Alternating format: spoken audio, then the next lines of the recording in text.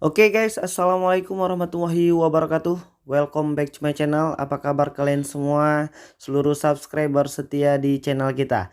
Aku pengen ngedoain dulu liburan kalian hari ini, mudah-mudahan dalam keadaan baik selalu ya dan sukses. Dan hari ini kita pengen nunjukin ke kalian tentang gagal bayar di aplikasi kredit pintar.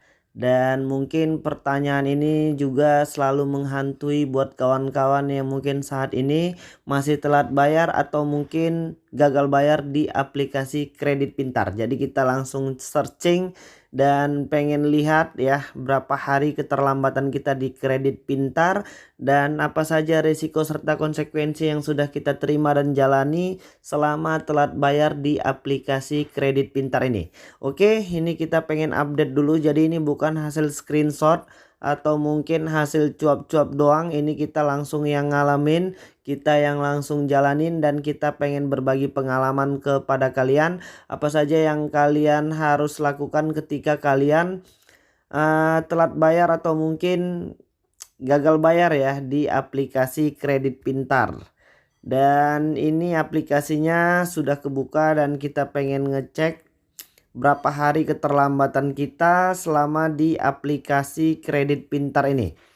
Dan buat kalian yang mungkin belum menekan tombol subscribe dan tanda loncengnya, silahkan ditekan dulu tombol subscribe dan tanda loncengnya supaya kalian nggak ketinggalan semua notifikasi video-video terbaru dari channel kita secara gratis.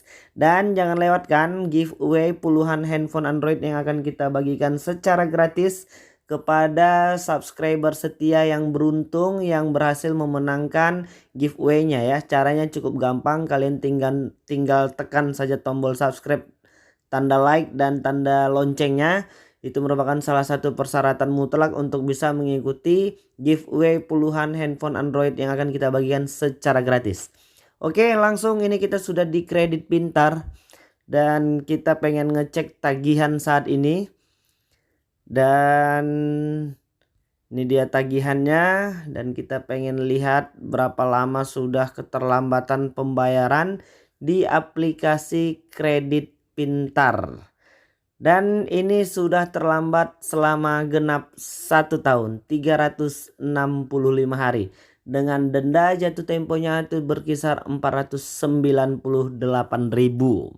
Dan kita pengen cek total tagihannya itu Rp702.000 dengan denda keterlambatannya Rp498.000.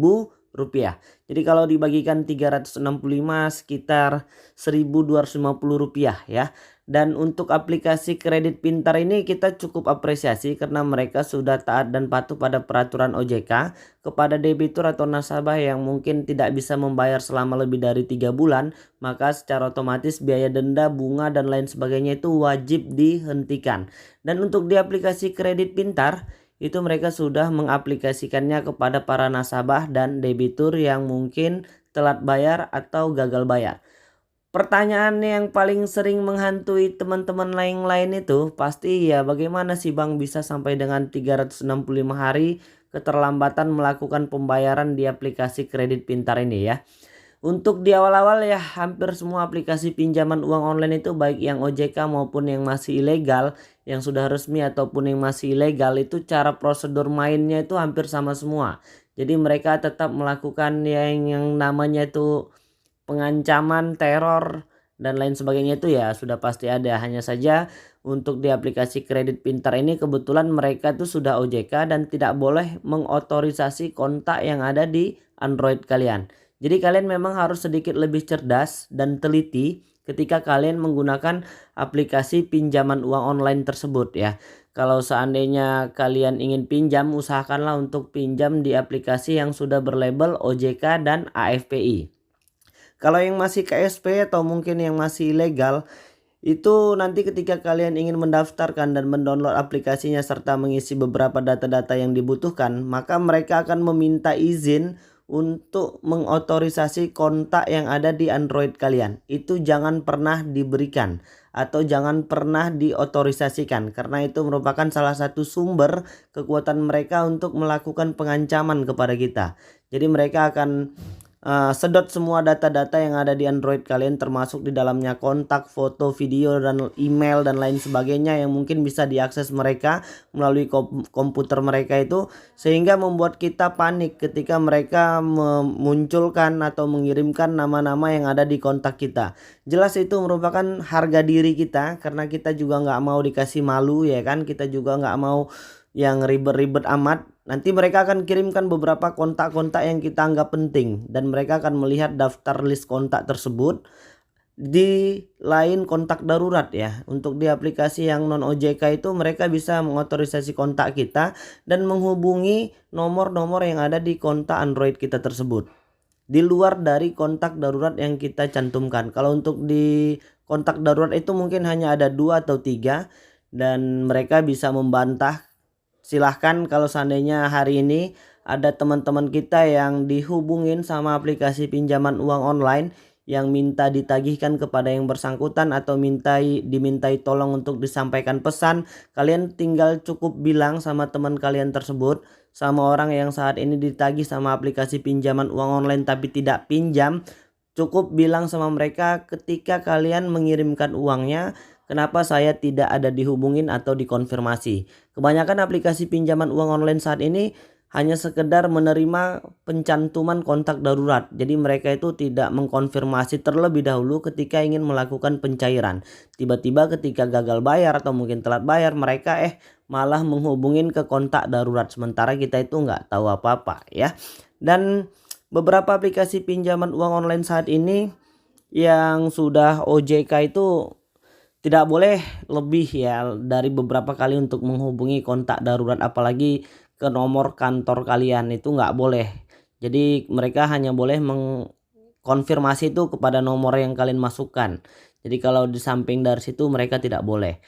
Dan mungkin pertanyaan yang lain, ketika kalian sudah telat bayar atau gagal bayar di satu aplikasi pinjaman uang online, kalian ingin melakukan pengajuan pinjaman lagi di aplikasi yang lain, itu sering masuk pertanyaan apakah masih bisa atau tidak. Jawabannya bisa, dan silahkan dicoba kalau masih pengen coba. Tapi aku pengen ngingetin dulu buat kalian yang mungkin belum punya pengalaman untuk melakukan pengajuan pinjaman uang online, mungkin ada baiknya ya kalian harus membaca dulu semua persyaratan dan ketentuannya supaya nanti kalian tidak memiliki rasa penyesalan di belakang hari.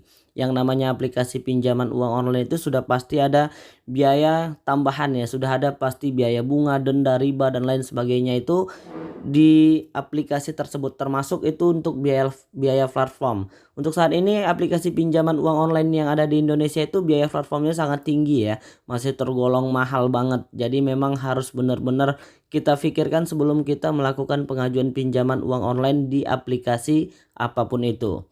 Jadi buat kalian yang mungkin masih pengen tahu dan ingin banyak tahu, kalian bisa menuliskan kolom pertanyaan kalian di kolom komentar yang baru. Aku pengen pesanin jangan nimbrung di komentar orang lain, karena itu notifikasinya tidak masuk ke dalam pemberitahuan kita. Jadi silahkan bertanya di kolom komentar yang baru.